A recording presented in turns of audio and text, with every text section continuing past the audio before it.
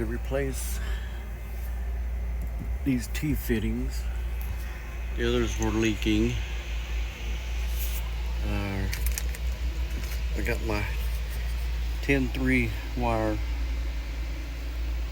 up here. I'm going to hook it directly to the water heater. I had to run a whole line dedicated just for that tankless heater, and I still got to clean up in there.